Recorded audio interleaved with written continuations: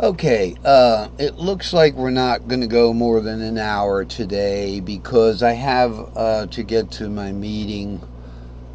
We'll get back to the the dots and the shapes that we would use. You know, for instance, with the key of F. Okay, we have the E dot, the G dot, and the A dot. And I hate to do this to you, but so in the key of F, we got the G dot, the A dot. That's the second, the third, because I would count this like I'm playing piano. You know, like do, re, mi, fa, sol, la, ti, do. Okay, so it'd be G would be the second of F, A is the third of F, and what other dot we have? E is the leading tone of F. So just quickly here, looking where those dots are related. Now this is nice because F fits in. You can get all these things with F. If you, I put the capo here because that's where your guitar is. Now here's the F. So we get the seventh. E, low E becomes the seventh of F. So really you would be playing a Locrian at that time. That is a half diminished scale, a Locrian scale in the key of F. I don't want to try and play it without messing it up. I mean, the other way around. Oh, I'll mess it up.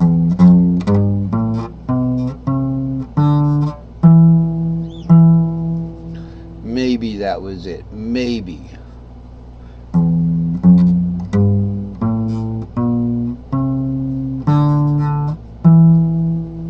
That was it. So, and you see the only reason I could play that in that particular way was using the accidentals there. Now these don't change. You know, there's an accidental, you know, surrounding the G note on guitar. So these don't change. That's why I permatize them on the guitar like that. But then I start messing up by putting it in a different key. And it takes me like 3 years to decide to change the grid on it. So I'm going to be doing that, and when I do that, hopefully maybe then I'll consider standardizing it and putting the grids on eBay. You know, and they won't be too much money, but they're going to cost something because it costs money to get the laminating and the vinyl printing, and then you know, time and trouble and all that stuff. So hopefully that'll happen when I make the next grid for my guitar. I'll also be able to standardize. I'll keep that in mind to standardize them so that I can put at least the initial like 10 of them on sale. So then you can buy them and cut them out and stick them to your thing. And one thing about the vinyl, and I'll show you right here, I have this vinyl here, but I really don't need it. This has been on here for about, I don't know, maybe 10 months. It comes right off. Look at that. The vinyl comes right off. No problem. I like this sticker, so I'm not going to throw it away. I'm going to stick it on my dresser there because I like the, you know, I like the patterns thing. So you see the vinyl comes right off like that, so that's good.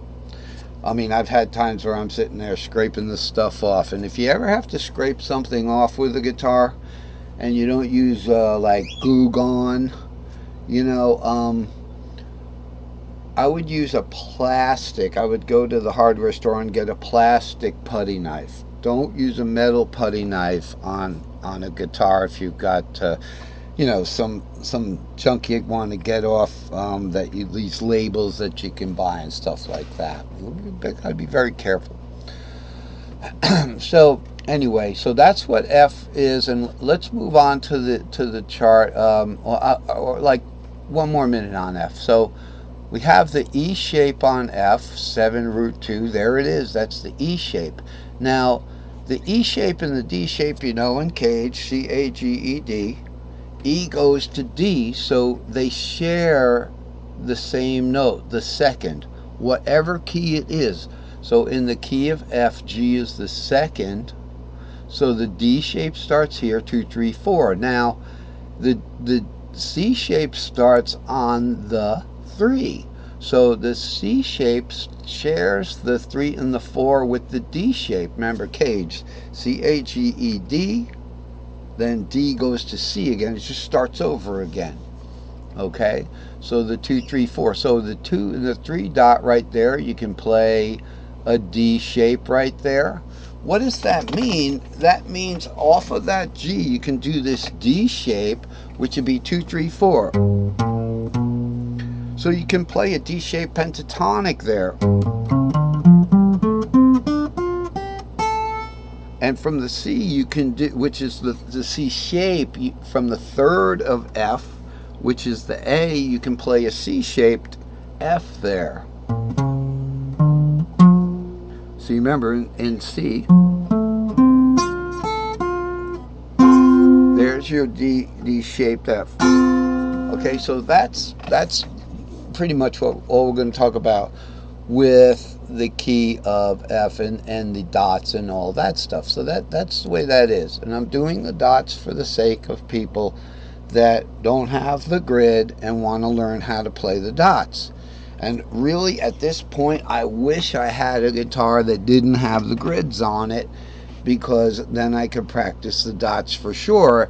I can do that at night and just shut my eyes, but then I can't play loud. You know. So anyway, this is today's new chart. We only have time to really introduce the chart, but this is a terrific chart that I made. Again, we have the patterns. So these are the string patterns up here. This is review.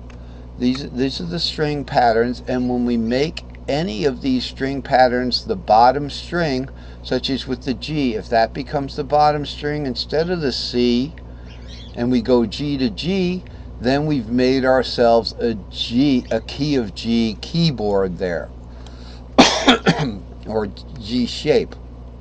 This is a real good chart. We're going to be talking about this in the next lesson too, because I have to get going to the meeting. So I want to finish up right here. So how this chart works. And the interesting thing about this chart, and like I say, you try to make it simple, but if it starts to get complicated, just sit back and say, I'm glad he knows what he's talking about. If we make the fret nuts where these lines are, so if the fret nut is here, where E would become the third of the key of C, if the fret nut was made here, okay, so that the guitar now becomes, and we don't want to lose the fifth there, so we're going to do this. If that goes away, okay, and then we don't have, of course, we don't have those notes. If that's the situation, then the guitar becomes in the key of A. And by the way, I shouldn't have, it says key of A right there. I wish I could have made the arrows go the other way and point to the frets. That was just, you know, I mean, I was just trying to get the chart done. So here's Cage, C-A-G-E-D, but why are the big letters and little letters? Because the big letters are, when we're going to the right, they are in fifths. They're in string-shaped letter fifths. So here's your string shapes. C, G, D, A, E, so it'd be C, G, D, A, E, fifths going in that way. What does it mean? It means in the key of C, let's say, if the fret nut is here and the E is the third, we have our C shape there.